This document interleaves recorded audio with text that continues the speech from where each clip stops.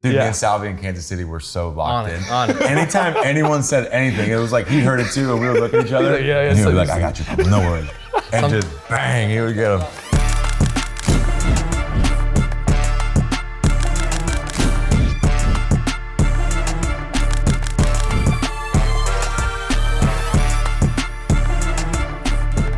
I see on the hat, it says, sorry crossed out. What's the story behind that? Yeah, so the tequila's called Lo Siento. So sorry, so then like the hat's just like, sorry, I'm not sorry. That name flows, dude. That is... Like the bag, you see, like it's cool. It says like the unapologetic spirit. So like be you, you know? So like the whole thing is like have a drink and be you. Don't worry about what comes out after that. You've been in that for a while now, right? Yeah, now almost 2.5 years, 3 years, yeah. So. Man. Now, how did that opportunity even come up? Like, how did Dude, it's crazy, bro. My boy, like, his name D. Murthy. So he started like 5'4", Young and Reckless, a bunch of stuff out on the West Coast. So every time I'm in LA, I go to his office and just hang out there. Yeah. And like literally he has his hands in everything. Like people fashion, like I saw John Geiger launch through him. Yeah. Like Dice Starts Monday, like all these different brands and all that. So in 21, my last year, I was in his office and I was like, dude, everything you touch turns to gold, bro. Like give me something. And he literally threw me the deck and I was like, all right. And then just that's how, you know. That's so As a business guy. That's not a businessman. So here it is right here. So I graduated 2008 high school down here, South Florida. And like the South Florida, like the amateur, the Little League baseball community down here is strong, dude. Like there's some players down here. So the route is, there was one team called Florida Bombers, Miami, and then that's like, if you're on those teams in high school and eventually you're getting offered from Miami, like you're a player down here, right? So everyone from my graduation class and below knew about the Jon Jays of the world, knew about all these guys that went that route, that played that summer league, that did that, went to Miami. And then early on in the career, this guy wins a World Series in St. Louis and like everyone knows who he is. And the awesome thing about Jay is like, once you get into professional ball, he makes it a point to go up to those guys from South Florida and just school you on the game, school you on what you need to know, and like just offer, hey, if you ever need anything from me, here's my number, you know, I got you. So when Pitbull graduated to Mr. Worldwide, we called this guy Mr. 305. But he's the OG of the baseball world down here. How Udonis Haslem is the OG for the basketball world down here. So this guy's the truth, dude. Thank you. Yeah, he is. So you grew up here, played at Miami, and now you're with the Marlins. Yeah. That is wild. I don't know how many guys have done that. Like that's awesome. Came home, dude. It's been a fun ride. That is so cool. So how long have you been with the Marlins? This is gonna be my second year. Oh, okay. Yeah, last year, literally in October or November, I got offered the job, and then that's awesome. Kind of, I was back in school, finishing up school. What are you getting your degree in? Business management. So I have one class. I got one class. Dude, I got one class, and that's it. One class. Wow. I'm telling you, he's the guy on the road. I'm sleeping. The bus is at 1:30. I'm sleeping till noon, going to get coffee and getting on the bus. Jay's up at 7, having breakfast with somebody in the city. Then he's going check out a couple shops, all on a skateboard too. I would move around, especially, I mean, and later in my career I wasn't playing every day either. So I knew my routine and what I needed to do every day. So, you know, I'd make sure to go to D's office in LA every single time. And like, if I'm in New York, I have my list of New York people, you know, who do I got to see and do all this stuff and just, you know, kind of learn what goes on with all these sort of things. What team were you guys on together? So we're just down here in Miami. So we go back all the way to, I was like 14 years old and he was at Miami, and you go to the camps down there and all the players would be the instructors and all that type of stuff. So at we'd always go watch the games on the weekends. So like there's like the grandstand behind home plate, right around first base, there was like a big bleacher thing, and behind it was like these grass fields, like little kids would play Little League or like wiffle ball and all that type of stuff. So they ended up putting the batting cages right there for the guys. So that was a station in the camp. And I'm just sitting there chilling, and John's like, hey, he's like, come in here, come on, let's get some flips. And Jon Jay back in the day, you still did it, but you had that like bat thing right there. So I knew exactly who he was, and I walk in there trying to do like his batting stance and start hitting. But it took the time, man. You spent like 40 minutes with me. And then from that point on, you know, I felt like I was connected with them. And if I had any like, you know, needed advice or needed some help with some stuff, like this guy had already gone through the grind and conquered it. You know what I mean? So it's so cool, man. And like I said, like we went dinner in St. Louis. Like he makes it a point when you went to St. Louis, like that's his city, man. Like I'm gonna host all these South Florida guys and I'm gonna get them comfortable so they can ball out. And don't get me wrong, during the game, he's competing against us, and that's it. But before and after, it was pretty cool, man. And I try to do that for younger guys. You know? He did that, and that was cool to watch him throughout his career do that for being a good teammate, like just be a good person. Much, And that's always, especially with somebody that accomplished as much as he did, it's super cool to see. Who was that for you? So I hear it's cool hearing these stories at how you supported. I had a lot of guys, from college at UM. I played with 13 guys that played in the big leagues from UM. So like Ryan Braun was huge with me. Where like, you always look for that person that's ahead of you that's doing what you're doing. So like Ryan Braun, Robert Andino got drafted out of high school here. Sean Rodriguez. So I would watch these guys in pro ball, and like that would give me the hope of like, man, if they're doing it, I can do it as well. And then I was lucky to be around a lot of guys, and then, the Raul Ibanez's of the world and like Mike Lowell, like I'd run into them as a youngster and like they'd give you good advice. So, you never forget that. But Jose Cruz Jr. was living down here in Miami at that time. So, I'd run into all these guys and, just try to take bits and pieces from guys. And then I got lucky, like I was just always the guy, like just trying to, get along with people. So I remember Jim Morris in Miami, we went to the ACC tournament and I was talking to everybody from every team. And he was like, John, how do you do that? Like, old school, like, how do you talk to these guys when we're gonna play? I'm like, dude, I grew up with all these guys. Like, these are my boys. But when we're playing against them, I'm gonna beat them. I want to beat them. But so that was always kind of my personality, where I just, would meet people and just, you had mutual connection and stuff, and just. That's awesome. Because a lot of times in baseball, the grind of baseball, like as you're describing, it's understandable to sleep in late, or you're just so locked in day after day and early work, all that stuff. But it sounds like you. From I don't know how early where you wanted to meet people in different industries. You were doing fashion, as you said. You have your company. Where did that come from? Just this desire to be a sponge and learn from going and getting your business degree. Like where? I just like meeting people. Like I think obviously we played baseball. And that's super cool, and like in our world. But there's successful business people. There's successful real estate. There's just success everywhere, and just kind of learn, from these people. And then, I got lucky early on just to get connected with people, and they'd open arms like, hey, if you're in the city, come hit me up for breakfast. So, I'll try to wake up, get breakfast, and take a nap, then go to the field. And, as I went on, I kind of figured out my routine with that stuff. And then it kind of, these people, you start off as, just meeting, and then they become friends, and then you're hanging out, and then, a lot of these people I've known now for 13, 14, 15 years, which is pretty cool. So that's so awesome. Yeah, and that's what's cool too. So like you talk about the grind in baseball and how hard it is, but like the guys before him, he was before me, the South Florida guys always had this chip on their shoulder that like, we know how hard this is, but it ain't gonna get us, it ain't gonna affect us. And they kind of set that mentality, and all those guys from South Florida try and follow that. So now, we're transitioning into the first year of not playing. I was talking to Jay, I called him about advice for, everything we got going on here with this podcast and all that type of stuff. And he's like, man, go do it, man. Like, I'm moving the same way. You got so much knowledge to give back to people, especially the youth. And like, this is gonna be a fun platform for us to say some of the stories, get to share some of the stuff with people. So it's kind of like every move I make, man, I kind of run it through the OG here to see like, hey, is this the right thing? You think I'm on the right path here? And I know you can appreciate that, Su'a, because you're a big process guy and all that. That is so true. And I love that too, because a lot of times professional athletes will get their identity wrapped into just being, I'm just a baseball player, just a football player. But it's so cool to see athletes also diversify and just go learn other things and take their skills and their talents into other industries, because you got discipline, trust in the process, learning from failure. You can apply that to business and so many other aspects. It's cool, like what you're doing here, like in your company. It's really cool to see that. I actually, thinking about this, I'm looking at 2 former World Series champions. Like a lot of people cannot say that. Most people cannot say that. I'm curious, given in both of your experiences, obviously there's a lot of things you can control, things you can't control to win a World Series. What are some commonalities amongst those World Series teams that you were part of? What made that group special compared to others? Obviously, you have great friends and teammates ever, but to win the World Series, like what is unique about that group?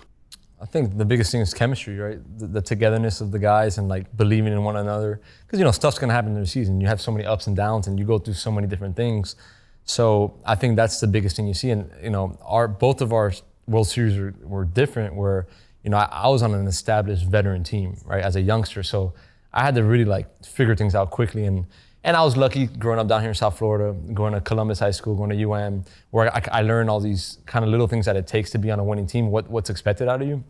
So I kind of knew once I got to the Cardinals, I was like, hey, we have a chance to win here, and like, let me just do my part. But that 2011 team, the camaraderie was incredible. And then, you know, obviously Haas has his story with his, but what I loved about Haas' stuff is like they literally built this from the ground up. Like he was part of this process of like these guys getting together, and like, you know, when I would play against him, I'd be like, hey man, you guys stay on this path. Like, yeah, you guys are losing a lot of games right now, but it's gonna get there eventually. And so for me on the outside looking in, it was cool to see that growth on their team, and just, you know, another South Florida guy winning a World Series. I was super proud and super happy for him. That's awesome. Yeah, I think you hit on the head with the chemistry thing, man. Like the guys that I won the World Series with today, we still keep in contact. Like you and Scouse, that's Daniel Del Scalzo, you guys are in some business stuff together. So like that chemistry, it went beyond the field, man. Like we all got so close as a group and bonded. And that's how the game works too, right? Like guys, you come up with guys in a system, or you've worked with guys before, and these guys get promoted to a manager job, and like they get to choose their staff,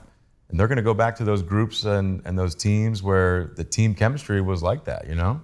So if there's a coach, manager, director of player development, or even player listening, and a player's like, okay, I want to create that chemistry. Can you create it? Is it by luck? Is it a happenstance? Can you generate team chemistry? Can you walk onto a team and say, all right, we're gonna do this and we're gonna create it? How do you do, is it happenstance? How do you create a good chemistry? I think there's ways, you know. Obviously you're gonna have certain guys where it's a little harder for them to buy in, but at the same time, like you got to reach a little harder and try and connect with the guy, you know. And for me, those times would always happen off the field, like when you go to dinner, team dinners. This year in spring training, my first year with the Cubs, we get there first day, and David Ross is like, all right, we'll get to work tomorrow. Let's all go to Topgolf.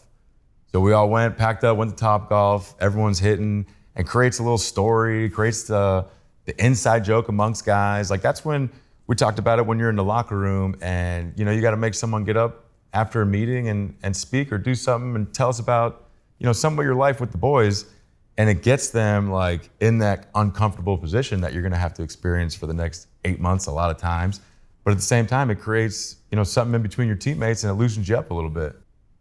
Yeah, I think, you know, the biggest thing is like what your intentions are, right? I think if you have good intentions, and you know, you're going to be accepted by your teammates or whatnot. And I think pro ball, it's tricky because, you know, you got guys that signed from different countries, you know, it's guys that signed out of high school, college, so you have all different sorts of walks of life.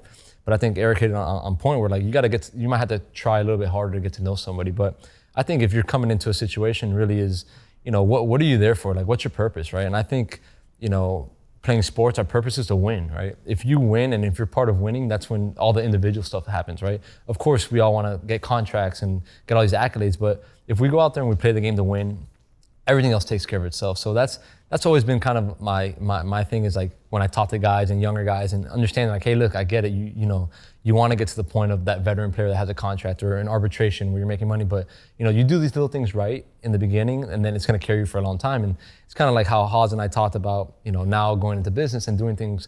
I told him, the first thing I told him, I go, Haas, you're going to be able to do whatever you want because you're a good dude. You did things the right way. You treated people with respect. You know, everyone that talks about you in high regard. So anything you want to do in this world, go out and conquer it, right?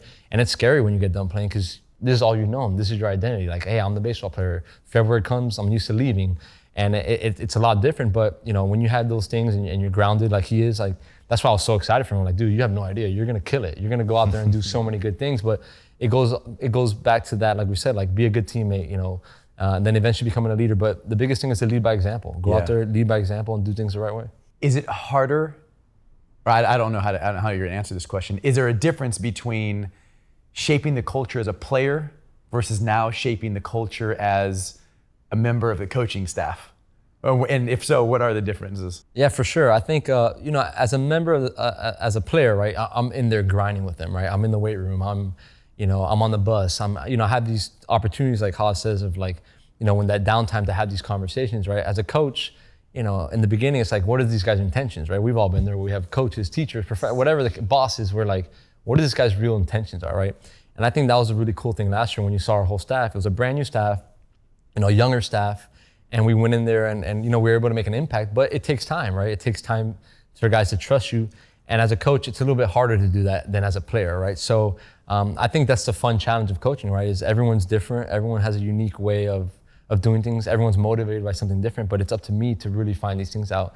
And as a coach, right, you have to have patience, right? No matter what, my role, my job is to get the best out of you no matter what. Sometimes as a teammate, you would see something and you kind of be like, all right, I'm going to try to help you as much as I can, but at the same time, I'm going to move on to the next one. But I think that's been the best part for me as a coach is like, I'm going to stick with you no matter what. And I'm going to let guys know that, like, you might not like me today, but I'm going to stick with you. And at the end of the year, or whenever that time comes, I want you to know what my true intentions are. And that's been the fun thing this offseason when I get to talk to guys, I'll FaceTime them to catch up with them and see what's going on. And then we have that chemistry and just building off of that. I think that's what it's all about, these relationships. That's so cool. Man. Yeah. That is. So I almost feel like, so you were that type of player in the locker room as a veteran player.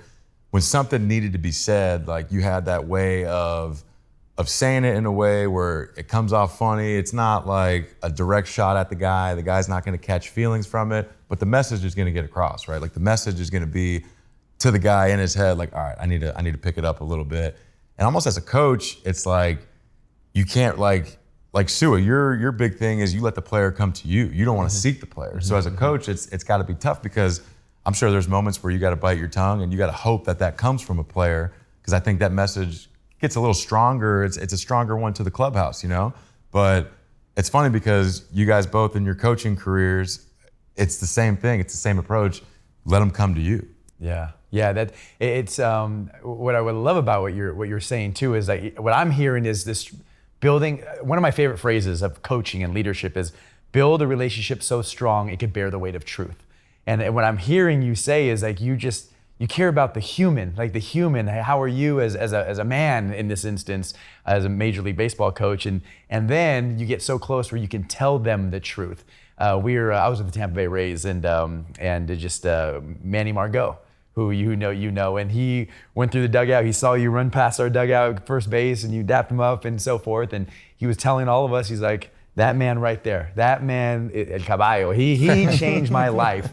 And he's not the only one. I mean, we have a mutual friend in Mario Saleska as well. And so people, the way they speak about Eric, the way they speak about you as well, how do you do that? What do you think you bring or you do to have people hold you, players in particular, hold you in such high regard?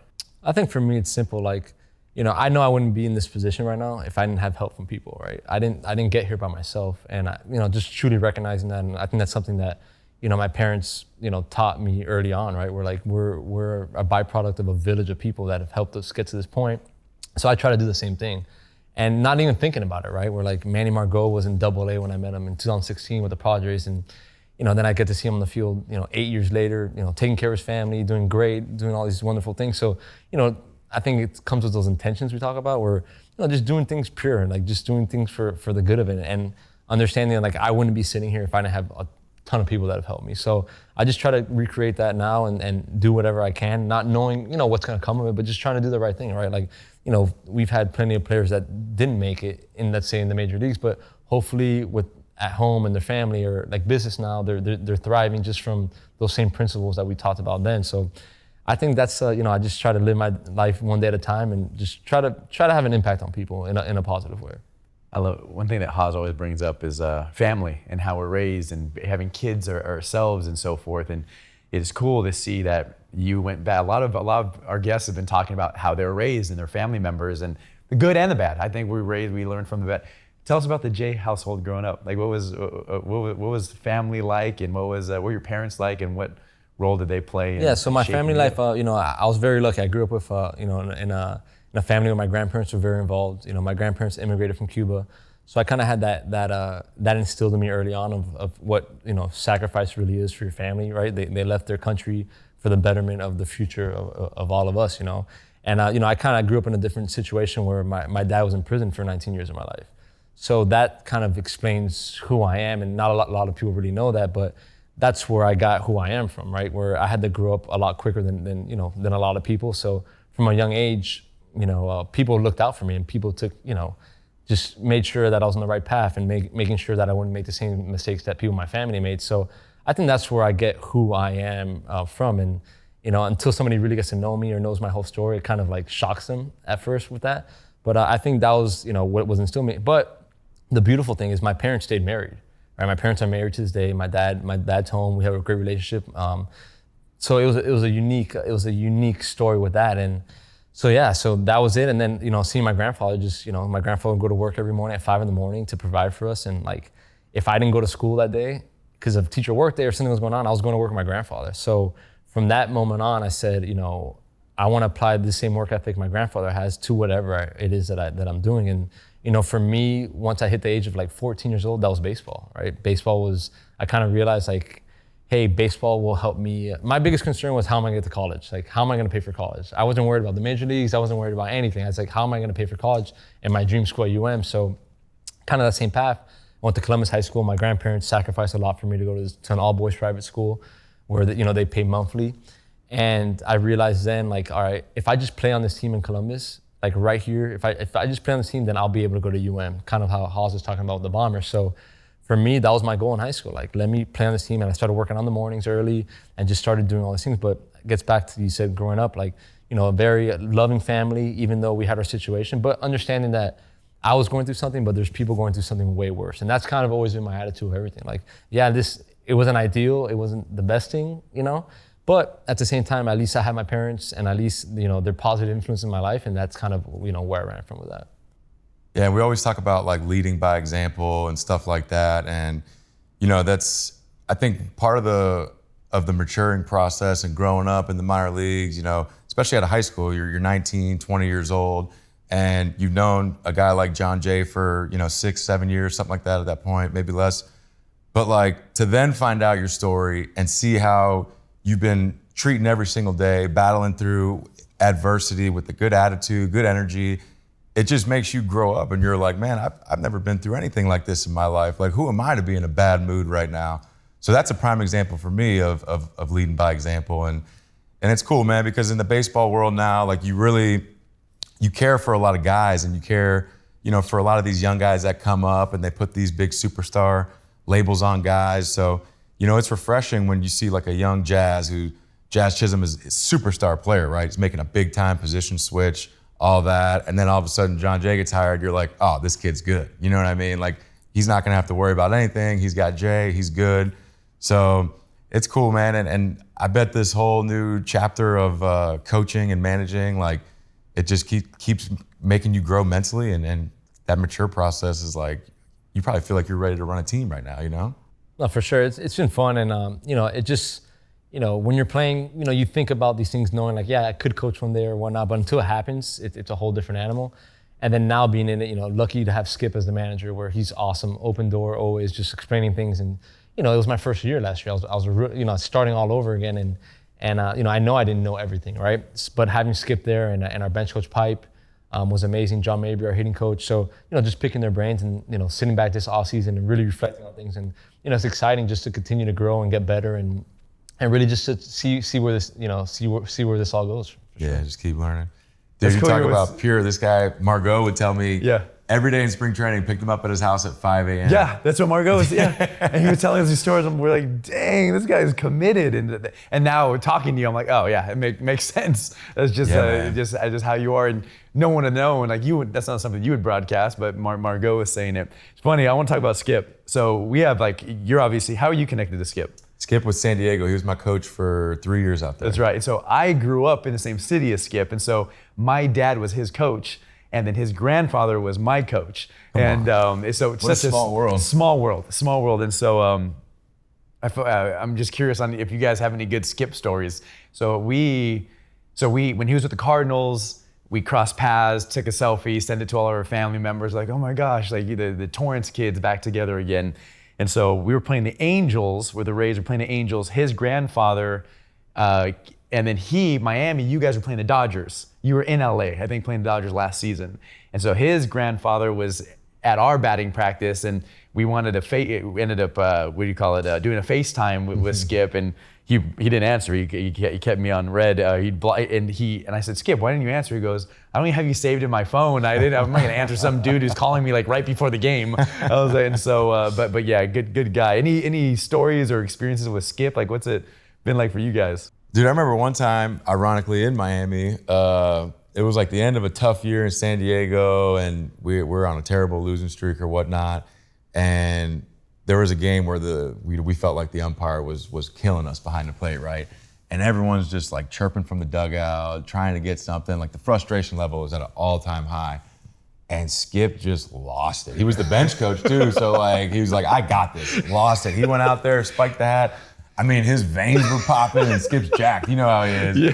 And he just started telling him, hey, him, and it went to all of us. And we're all on the field. And like, I'll never forget, after the game, Skip was like walking by, like getting food or whatnot. And every single player at some point was like, you're the man, Skip. Like, you're the man. But same situation, man. Like, so I have a big family on my mom's side. So all my cousins and family members are, Heat, Marlins, fans, all that type of stuff. So when Skip got hired with the Marlins, I'm like, this is sick, man. This is gonna bring them some joy, and like, this team's gonna be right where they need to be. Yeah. Yeah, Skip's the man. I can't believe you guys played Little League. Or so we just missed each other. He was a little older than me, and so like we just missed each other. But yeah, I grew up watching him play as a youngster. I knew all about him. Yeah. How was it for you? So for me, it was cool. He was literally my mentor as a player. I'm on the Cardinals veteran team, and he literally showed myself, Daniel Descalzo, Alan Craig, David Freese, just how to be a pro. Like from the moment we got there to the moment we left. Like, when we start off as a bench player, like, hey, you're gonna pinch in this situation, you're gonna do this. So he would just forecast a whole game for us. And Tony Russo was the manager. So half the time we didn't know what was going on, right? He's making all these moves and we're young. So he was a big part of like teaching us the game and how to be a pro. And we talked a lot about like how we tried to make younger guys feel comfortable. Like that's what he did. Like he went out of his way to make you feel comfortable. Didn't matter if we played the same position, didn't matter any of that stuff. His goal was for the team to win, and he wanted us to individually have success. And even this offseason I had an interview with another team, and I didn't know how he's going to take it, right? Like, does he want me to, and he's like, Jay, I want you to have the best career you can coaching-wise. Like, whatever it is for you, like, that's what I'm here for. This is what this is all about. So, that's pretty much what with, Skip with, just as far as that goes. But, I remember, the World Series, didn't start off too hot, and he ended up starting for me. But I'll never forget, a lot of sleepless nights, right? All that pressure, all that stuff built up. But, he came up to me after the game and was like, hey, you're not playing tomorrow. I'm gonna be playing center field tomorrow. But like for him to do that in that moment, and like you said, like he built that relationship with me where he can come tell me the truth. And like, I appreciate that more than anything where, who knows, I would have not slept again and all this stuff. And like, it's just his open honesty and just the way he is. And the same way now with coaching, right? There's times, we're not perfect. I remember last year, there's a time, base runners were doing some stuff, and like, he got frustrated. I walk in the dugout and he's like, JJ, what's going on here? And I'm like, I don't know. Like, I don't know what's going on. I'm seeing the same thing you're seeing, but I'm sure I'll fix it. Barajas was chirping you too. Oh, he was all over. But the beauty is like as soon as that conversation's done, it's like it's done, and like he just wants me to be better, and like, he just does a great job of guiding me, guiding our staff, guiding the players, and like. He's an open book, and when you talk to all our players from last year, they even said, they're like, man, I've never had a manager like him. And I go, no, I was like, this guy's the man. Like, you guys don't understand how awesome this guy is. So like, appreciate the work that goes in, and it was so cool to see him in this leadership position now, and he won National League Manager of the Year. Like it's the coolest thing for me, rocking his Jordans out there. It's so cool to see him. Yeah, hearing both of your stories, and I think like going from player to coach. Going from to starting your own media company, to have your own tequila, there's this thing where a lot of people don't want to get outside their comfort zone because you're safe. Like we're kind of biologically wired that we want to stay within our circle of competence, and when you want to broaden it, it requires you to go in an unknown territory and kind of enter rooms where you're not the smartest person in the room, you're not quite sure. And so like, have you two ever experienced imposter syndrome, where you just almost feel like, ooh, people think I know what I'm doing, but I don't know what I'm doing. Or I have no clue, but they're asking me, oh wow, this, and like I'm a white belt, I'm a rookie, but people are looking at. Have either of you experienced that once you get out of baseball in any domain? And number one, have you experienced this imposter syndrome? And number two, how did you navigate that? Because I'm sure a lot of people are watching and everyone experiences it, but sometimes when it's not put on the table and talked about, people think that they're the only ones experiencing it. How have you? Yeah. I think the big thing with baseball players in general is you experience failure a lot more than the normal human being, right? We talk about it, 3 out of 10, you're an all-star, all that type of stuff. So there's plenty of days and nights where, you know, you didn't perform very well at all, and you just got to kind of wear it. You know what I mean? So in those times, you know, you definitely have those moments and stuff, but I think that willingness to learn, like, especially now not playing, you have so much time on your hands. So that like moment or instance, if I don't know a certain thing or not, you know, at the level where I should, it kind of motivates me to go and look this stuff up and learn about it. And you find a lot of similarities in what your process was as a player, and then you see also a lot of differences as well. And I just think constantly adapting, constantly, you know, moving with time, like you don't have to be all in on it, but if you know, buy in and know what it is, I think you're just gonna keep growing. Good point. Hey, how about? No, I love that. You know, adapting is what life is all about. And it's funny, the biggest moment happened for me was when I went back to school. You know, I'm here, I haven't used a computer in 15 years. We were just talking about him not using the computer. Yeah, it's like, and like everything is like, it's brand new. And like, I remember I had a tutor and I was writing a paper or whatnot, and like, I didn't know how to share screens. I didn't know how to put two things together. So I was going from one to the other, and she asked me, she's like, why do you have a computer? Then I was like, yeah, because I used to watch film and like iTunes, and like, this was my way to decompress. Yeah. But I remember I took a quiz or a test. I took a test. It was a big management test. And I felt like I did horrible on it, right? And with baseball, I tried to always be even keel, where even if I had a bad game or not, you know, tomorrow's the next day. But with tests, you know, you only have 3 of them, so. And I'm going back to school as a 37-year-old, so I'm like, I don't want to, you know, like I need to get this done. So I remember coming home one day and like being so frustrated, and my mom and my wife were there, and I was just like, lost my stuff, like screaming. And I was like, what am I doing? Why am I in school? Like and then I finally just took a step back, and I was like, it's okay. Like, you know, it's okay to start from the bottom of something, and just knowing that, you know, like you said, just trying to get better and like finding ways to get better, and like everything's gonna be okay. So I always remember that moment whenever stuff feels like it's speeding up on me or whatnot in business or different things, where like, hey, we have enough resources where we can reach out and find the answer for it or whatnot. But it's scary, even like with myself, right? Like, I honestly didn't know what I was gonna do when I was done playing, right? Mm-hmm. Like, you know, I've been removed from playing 2 years. I knew I wanted to go back to school. And, you know, like we talked about comfort, like baseball is the easiest thing for any of us to get into, because that's what we've always done our whole life. But at the same time, I wanted that challenge of doing something completely different, right? Like I wanted that challenge. But getting back into baseball and coaching, you know, it's a whole different challenge that I've gotten now, which I love. You know, I truly do love the challenge of coaching. Like you said, like, you know, being patient with the guys and getting to the guys or whatnot. So it's definitely, you know, the fake it till you make it. It's a true thing. You know, sometimes you just gotta, like last year was my first year. There's sometimes I didn't have answers that I wish I had, but just, hey, figure it out. You're gonna figure it out, and that's always my thing. And it's funny because my daughters are 7. And that's kind of been like the model now. It's like, I love that. Hey, there's always a solution, right? They want to fight about something, it's not, you know. And I'm like, hey, remember, there's always a solution. So like, I always got to remind myself that, like, I'm telling them that I gotta do the same thing myself. That's so true. It's like that phrase, everything is figure outable. It's like you just got to stick with it and figure it out and find a way to do it. We were talking yesterday, I can't remember when we were talking, but we were talking about the debates that happen in clubhouses and the conversations that happen in clubhouses and the rule changes and all the things that players have. They get heated, and some of my favorite and funniest conversations happen while you're eating spread or whatever, and guys will just go off on certain topics. Something that was really a conversation that was really prevalent last season, especially early on, was the pitch clock. What's now? I mean, obviously you're first base coach. You're there. You see how it happened. What are your thoughts on it? Good for the game? Bad for the game? How did it affect players? Just as you navigated it. At first, I'll be honest, I was like so against it, you know.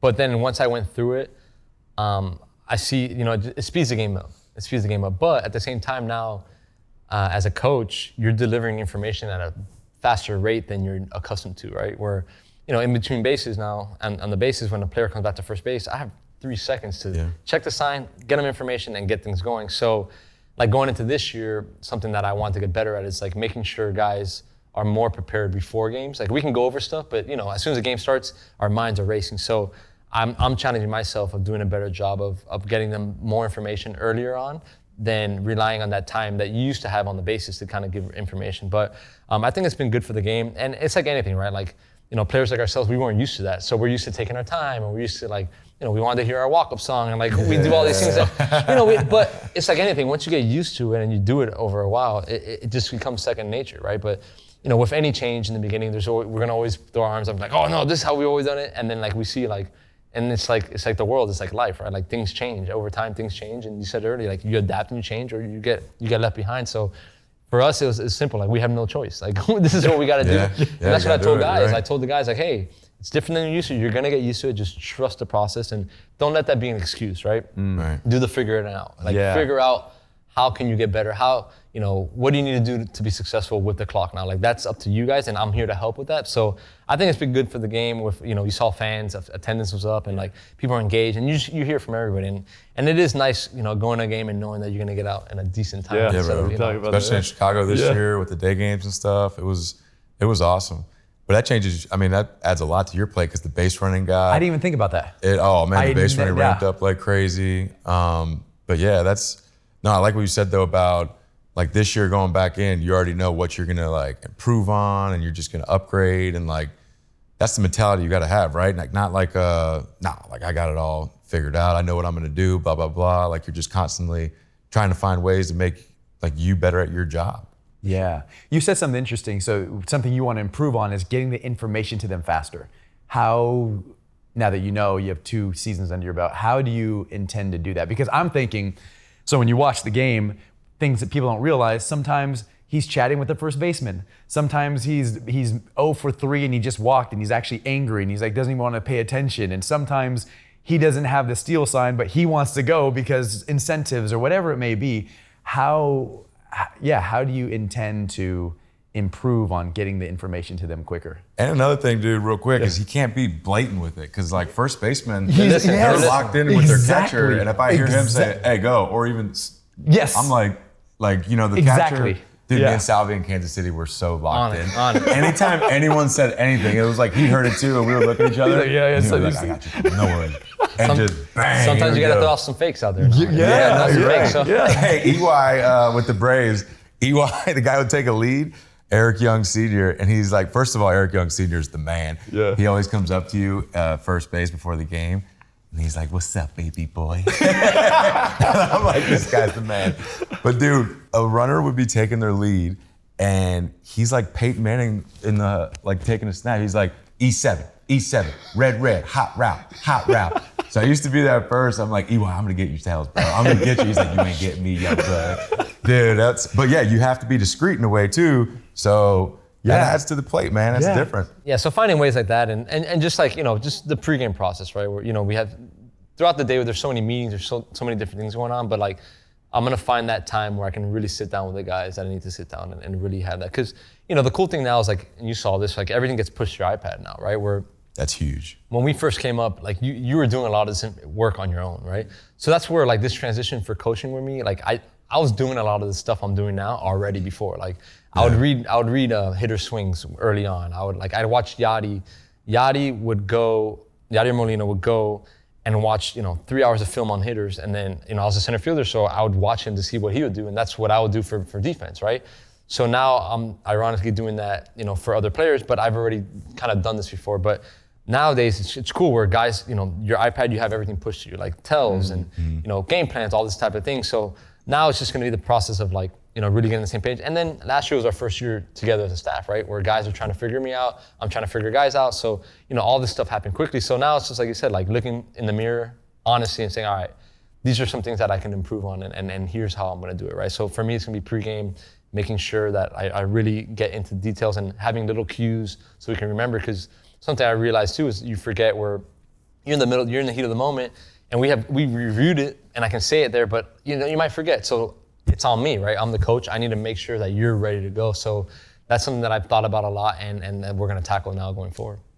For people who aren't familiar with the first base coach and all of your roles, like what you were I love how you just described the preparation. What are some of the things you're looking for, your role as a first base coach? Because some people look and they're like, oh, that, like they can tell that an offense. What's funny is sometimes you can tell an offense is rolling because you can see the first base coach with all the shin guards and the elbow pads, he's just wearing it. You're like, business is booming right now. Yeah. But what are some of the things you mentioned a little bit? Like, what are you looking for what information are you supplying the base runner at first? Yeah, so that's great. So what I'm doing is I'm trying to find a competitive edge for our base runners, right? So if a guy has the ability to steal base, what can happen? What information can I give him to steal base? So for example, it's a right-handed pitcher, they can get into some tendencies. Maybe it's a head nod, or maybe his elbow goes up first, or he takes a deep breath. There's so many things that, we're creatures of habit, right? So there's tells that we call them, that you can figure out. Now, the interesting part is somebody can do something the day before, and now we have all these departments and teams that really hone in on these things. Mm-hmm. So we can go into a game with a game plan, and I can see everything, and then now we got an audible on the fly. And that's something that I had to learn last year, where I'd be like, oh, we got this guy, and then we go out there and does something completely different. So I'm basically trying to find an edge for our players, right? If it's a left-handed pitcher, maybe he does, he looks down, he looks over, he goes home every time on that. So when we see that, being ready to go. And nowadays we have so many angles on pitchers. So we have the front, the side, the back, the front. There's angles on everything, right? So that's pretty much what I'm doing. And the same thing with a pickoff move, right? I want my player to know if this guy has a really good pickoff move to first base. So, if he has a big pickoff move, hey, let's not try to take a big as a lead, especially in a situation where we don't need to take a big lead. So really, I'm just trying to pick up any competitive edge that I can at first base. And then, also understanding the catcher, right? Haas and Salvi are back there. When do they like to pick? Does Haas break early, or what does he do? So I'm locked in on Haas, so I can see what's going on. Then I can remind my guys what's going on, Mm-hmm. So those are all the little things that's the fun part for me, right? It's I'm not hitting the ball anymore. I'm not catching the ball, but I'm preparing guys for that little moment that can make a huge difference in the game. And that's what, it's all about. And then, our coaching staff's great at, even, if another coach finds something that can help me, we're very open, we're very cohesive. That's something that Skip's brought. We're all sharing information together to try to, get that edge to win a ball game. That's cool. So like Jay said, baseball players are creatures of habit, right? Creatures of habit. In the big leagues and in pro ball, it's all pretty much information, on the computer, that type of data. But for young guys, as far down as high school, there's certain keys and cues that you can look at while watching the game and be like, all right, this pitcher's doing something different on this pitch or on a pickoff. So that's why as a young guy, it's so important to pay attention to the game, because there's little cues you can pick up on to have a competitive advantage, you know what I mean? And that's one thing I really admired about you in your career. You had the best bat to ball skills. That was on an elite level. But there's plenty of guys out there running 6'1", 60s, throwing the ball 100 miles an hour in from the outfield. But the little things like that is the stuff that made you that next level player, and just the consistency and all that type of stuff. So as a young cat, bro, it's you don't have to be crazy athletic to play this sport. Some of the other sports you do, but even in the other sports, you can find some edges that can get you right back to that level of competition, I'm sure you're big on that, because you process, focus, mentality, all that. 100%. Looking for those small, tiny competitive advantages, those little, looking where nobody else is looking. And I think, not even for baseball, but also business. What fascinates me about your guys' role, and we're gonna have some business people here as well. I love just the business world. And there's so much you can learn from them, a lot of their principles and how to build a successful business. As you're taking classes, obviously you're about to get your degree. And for those who don't know, what's do you have a specialty? So yeah, business management. Business management. Yeah, business management. What have you learned in any of those classes, or even in your own company as a businessman? Who is it? Did Jay-Z just say, I'm not a businessman? I'm a businessman. And so when you think about that, what are some correlations or connections you can make from the business world into coaching? Well, I think it plays hand in hand, right? But I think, work ethic is the biggest one. Having a strong work ethic, right? And I think that's something that like Haas and taking that same work ethic you had in baseball and applying it to whatever you do is huge, right? It's the same thing. Work ethic is huge. Also, honesty. I think honesty is it's huge in everything, right? When you're comfortable with somebody enough to be like, hey, this is, I see this or I see that. And that's something that I do now in my businesses, right? Someone that I'm involved with, I want to push and I want to do things. And then, they're that creative process. This is their baby. This is their company. I'm here to help. And I tell them, I go, listen, if I'm too much or whatever, just tell me. Tell me and I can back off and I can slow down. I think that's the fun part of trying to get to know my role in these businesses, right? How am I gonna play a hand in it? Yeah, I've invested in them, but I wanna take an active role. I wanna be part of business development. I like to get more involved. I don't wanna just write a check and just sit back and hopefully something happens. I enjoy these processes of what happens. So I think being open-ended, being honest, and then, the team bonding stuff, right? Where it can't always be all about work, right? So like let's go get dinner and let's talk about family. Let's get to know each other on a personal level, so that it makes everything a lot easier. You know, it doesn't always have to be about results and you know what are we making on this or what, like let's get to know each other on a human level. And I think that for me is everything. Relationships is everything for me. That's cool. Have you noticed anything similar with now you getting in business as well? Yeah, like you said, you don't want to just kind of like write a check and sit back. You want to be involved. Like you want to produce on some kind of level. And yeah, like I'm not gonna step on anybody's toes because these guys are the professionals and all that. But like you want to be involved somehow, and like anything you can do to help, it's like let me know what I can do, and I'm willing to do that. I'm willing to put in that work, basically. You know. What's really good about what you're saying. So here you are taking business classes. You're about to get your you're about to get your degree. And you didn't share. I asked you what are the connections. You didn't share a model. You didn't talk about you didn't share a diagram. You came back to these basic human elements of build relationships, be honest. I think that's a huge important. I mean, you hear Steve Jobs, you hear these business tycoons, the simplicity of like the human connection and teamwork and working hard. So I do have a question. So has there ever been a moment in baseball you hear these guys talk about trust the process, okay, go work in, trust the process. There was a player once who asked me, he goes, what if you're trusting the process and your process actually isn't working? Or it's just you're working hard, but you're working hard on the wrong things. And you're actually perpetuating bad habits, or this process you have is actually leading you to a place where you don't want to go. How have you two learned to work hard, but work hard on the right things and not mistaking productivity for activity, just kind of just movement, working for working's sake? How have you guys learned to know what to work hard on? Yeah, I feel like you keep learning and growing and adapting. Like adapting is the big word, right? Because like you're a younger guy, you're gonna try and want to get stronger, build some strength, and you know, for a baseball season, it's a long season, so you want to endure that grind and make sure your body's ready. And then as you get older, you adapt, and like it's not so much about the strength building. You got a lot of strength. I need to, you know, make sure I'm stretched out and I'm flexible and being able to move still how I was when I'm younger. So the adapting part to me is huge. And I think your process, you got to realize like it can change, it can alter. You can pick something up from another guy.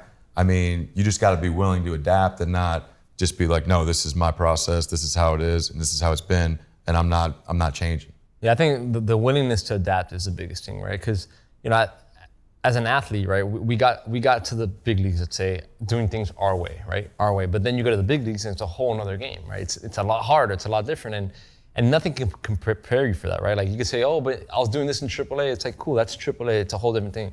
So like for me personally, like I always just watched people ahead of me, right? Like I talked about growing up, I had people ahead of me that would tell me, hey, these are the mistakes I made. This is what I did. So from an early age, I learned to just rely on people that had been there and done it before. It was almost like a cheat sheet of like, you know, like I talked about Skip, like watching Skip, like, hey, Skip, like, and I would ask him like, hey, you know, what does it take to be a big leaguer? You know, okay, you got to be consistent. Or so how do you become consistent? Well, you know, hit BP every day, go to the cage, and like, so that's where I started developing kind of like my process of what I need to do. And then I remember as I got older, watching older players. I remember Ben Zobrist, when I signed with the Cubs, I was 32 at the time. He had just signed a massive deal as a 35-year-old, and I'm like, now I'm focused on him. Like, hey man, like, how'd you do this? Like, how do you take care of your body? How come you can still move the same way you're moving 36 as you did when you were 28?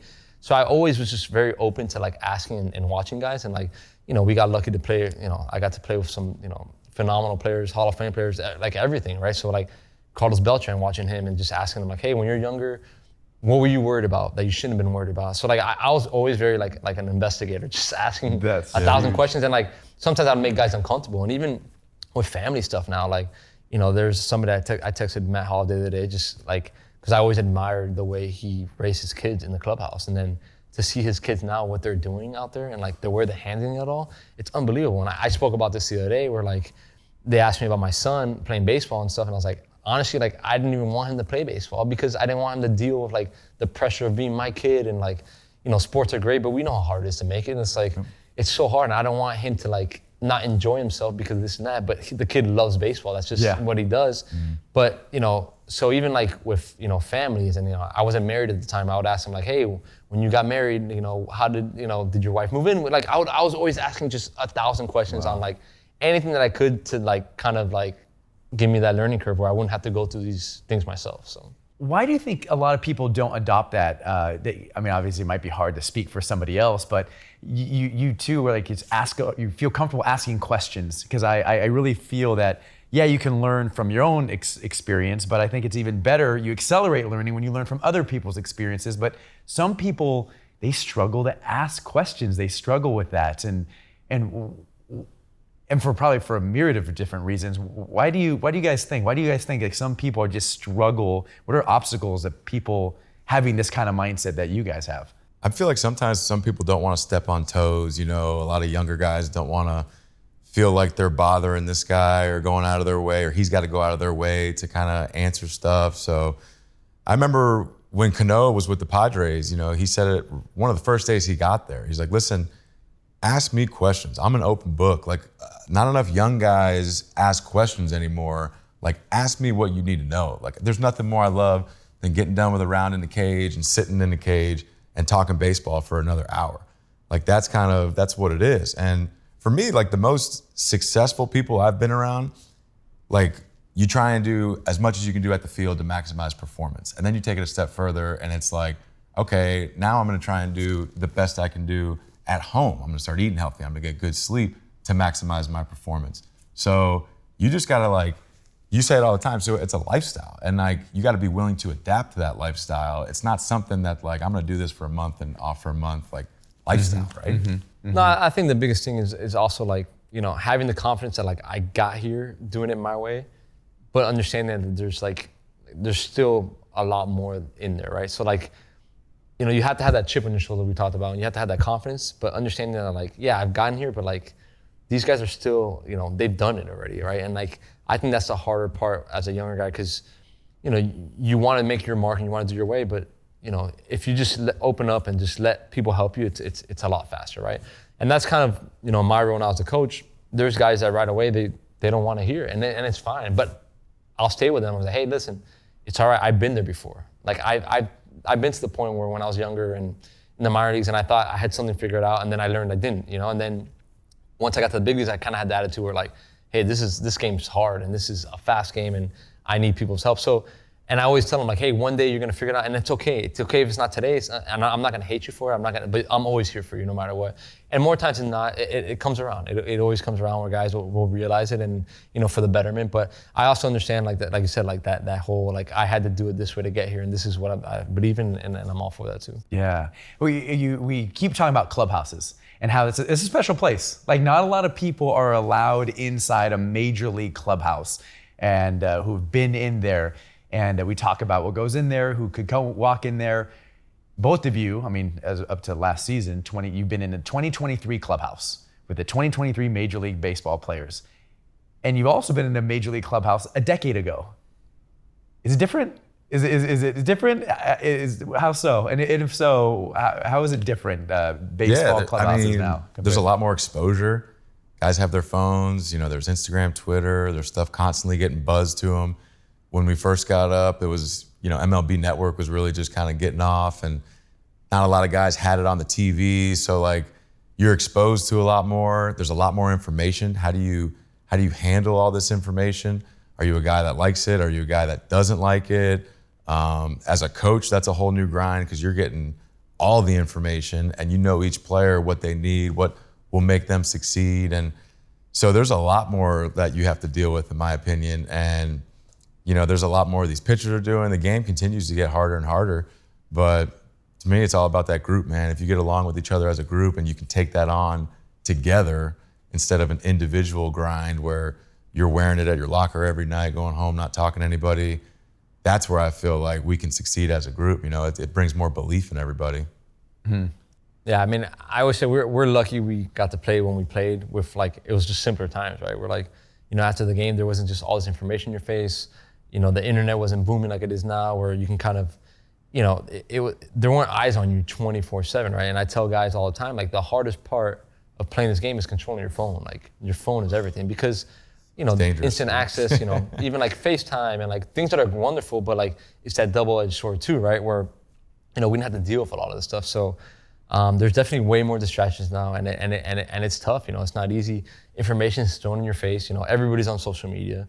If you make a mistake in a game, then it's going to be out there. You know, people having your number, even friends and family just texting you. Like, there's just so much that you got to deal with that. And I always say, like, you got to control your phone. You can control your phone, everything is good. If you can't control your phone, then it's going to be, you're in for a long run. And that's where, like, with these guys now as a coach, it's like I can tell them, like, I've been there. I've done that. Like, you know, I'm not saying I know everything, but like I understand what it's like to, you know, have a lot of family in town, and then everyone's like, hey, let's go to breakfast today, and you're like, man, I went over 4 last night. Like the last thing I want to do is have breakfast, and like, or you know, like your girlfriend's visiting your town for those 3 days, and like it's just the worst time ever because you know, your team's going to dinner together. Or, like, there's so many scenarios that pop up. So I think nowadays it's a lot tougher because all eyes are on you all the time. This is a great topic, okay, because I don't think it's just baseball. I was telling Haas, like, we read this article where even in NBA, at halftime, players are going into their lockers at halftime. That blew my mind, by the way. And they're looking at their phones. Hey, what's media saying? This, you're in the middle of the game, and it happens in football, and so you see it happening all the time. After games, guys would go, and then boom, just right to the phones.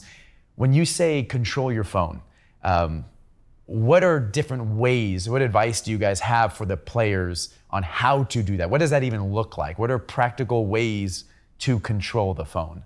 Because I love it, because there's so much input and it can get in your head, and so many distractions from text to social media to how do you control the phone? I mean, just limit the time as much as you can on it, you know what I mean? I get the guys that got a family and you got to check up just in case there's an emergency or not. But these young guys, like, your focus needs to be on whatever you got to do that day. And it's not saying put it away the whole day. You know, you can have little windows or slots where it's like, all right, I'm going to decompress, see what's going on my phone, see if any of my buddies hit me up, something like that. But you got to have like a set time and like keep yourself consistent on a routine that, you know, at 6 o'clock, this is what happens. You know what I mean? So that's just kind of like on this show, how when someone brings us tequila, we toast at the end of it. There we go. I love the name, dude. Lo siento. I'm going to take a little, we'll toast. Here you go. That's awesome. How about you while he was breaking that open? And it's not easy. I mean, I'm guilty of it to this day now, you know, and trying to make sure, like, you know, even now, like when I'm at home for dinner, like I make sure to leave my phone, you know, charged up and not at the table with me. And during the season, like for the younger guys, it's just, you know, understanding, like, and it's tough because you want to listen to music, you want to do different things. So I just think like putting that downtime of like, you know, whatever it is before the game, like I'm going to focus on like, I don't need the phone anymore. I don't need this distraction here. And then even like after games, right, where like you don't have to pick up your phone right away to see what is going on with your phone, right? Like that's the toughest thing in today's game, right? And like I said, I'm guilty of it too sometimes. Where like after the game, you want to check your phone right away, and then you're like, hey, what am I doing? But I am conscious of that now, big time. Yeah. And I try to like limit it, and I enjoy the baseball season because I'm not on my phone as much, right? Where like now in the off season, I have my phone on me all day, and I'm like, it's easy to like, you know, do things. And during the season, it's like I'm out in the field. Yeah. Phone's inside, you know. During the game, phone's inside. So it's a good break for me to get where it's like I'm not by my phone all day every day, which is tough. That's huge. Before you guys toast, there was a player who that was his number one thing. He's like, I want to control my phone essentially. And so what he did, he noticed that he had to mute people on social media. Just mute there and it wasn't even bad stuff. These were some of his friends. He would notice that players on other teams who he's friends with, they were having good weeks or good months, and it would get in his head. Or they were getting married or having kids, and now he's feeling the pressure from his wife. And so he didn't unfollow them, but he started muting them because it started to get a little chink to his armor. He got off a certain social media, but yeah, controlling just like you control what you eat, control what you allow in your mind. I think that's awesome. Yeah, it's like one little thing can just like completely mess with your headspace or your mental like. So yeah, man, I'm with you. It's you got to limit that as much as possible, but it's tough. Yeah, easier said than done. That's so true. Pass me your cup, Jay. We'll. Yeah, man. Lo siento reposado. Yeah, you know it. Su'a had a little health scare, so you ain't getting none of this, right. None of this. It's pretty cool. In 2021, I got a good buddy of mine, D, and he's based in LA, and he's just had a ton of success in business. and literally everything he touches turns to gold. It's like unbelievable. Awesome dude. I've known him for 13 years now. So, and one day I was in his office and I was like, man, I've seen all these deals run through your office. I was like, just give me a chance at something, you know? And like he literally threw me the deck. And then, long story short, you know, Daniel Descalzo, one of my best friends, you know, best teammates I ever had. And you know, when you look back, you know, you need those guys in your life that could really, that you can confide in, right? Like we talk about where, you know, it's not easy. You know, you're gonna go through tough times, but you need that person. So he was always that guy for me. So I let them know, like, hey, you're giving me this opportunity. I would love to bring this guy along. Perfect. So then our CEO, Ryan Tierney, I give him a call, and he's like, oh, actually, you know, Daniel Descalzo. I was like, what? He's like, yeah, his dad was my Little League coach. And I was like, well, funny, I was gonna ask you if you can join this as well, whatever. So we ended up investing early on in 2021, and then, and that's it, just started learning how the business, you know, goes, you know, distributors, direct to consumer, like, what are the rules and all these different things. So it's pretty cool. And then actually one of our first biggest deals was we were the official exclusive of Geodis Park, the soccer stadium in Nashville. And at that same time, I had just got done playing. I went to St. Louis. They had a great ceremony for me. It was amazing. So I threw out the first pitch, did a bunch of things. It was super cool. You know, Albert Pujols was still playing, so was Yachty. Skip was there, Adam Wainwright. So it was just super cool. Nice. And then I flew to Nashville to watch the first soccer game there. And I walk in the stadium and I see like Lo Siento Lounge and like Lo Siento everywhere. And I was just like, man, this is crazy. Like, this is so cool how this has happened. And then, you know, now we're direct to consumer in 39 states. We're in pretty much everywhere in California. We're opening up in Atlanta, Georgia. We're in the country of Georgia because Zaza Pachulia is a big deal. One of our investors, and he's the man over there. So they rolled it out there. And then now we're looking to go to South Florida and just, you know, making some moves. So it's been fun to me just to watch another business grow and just learn. And like, it's been something that I've been like totally infatuated with in the off season. I had a ton of time to really, you know, dig in and do things. And then this year we sat down with a bunch of hospitality groups during like right after Art Basel down in Miami, just kind of like started spreading our wings. And then like, you know, my part's done now. Now Ryan takes over and does his thing. And then, you know, it's time for me to just focus on baseball. But it's been really cool just to watch this grow and learn, you know, all about the tequila business, the spirits business, and how, you know, how cool it is for. Descalzo's on this with his He's beer, in it. He's in it. That's my right-hand man. That's awesome. All right, buddy. Cheers. Cheers, my man. All right.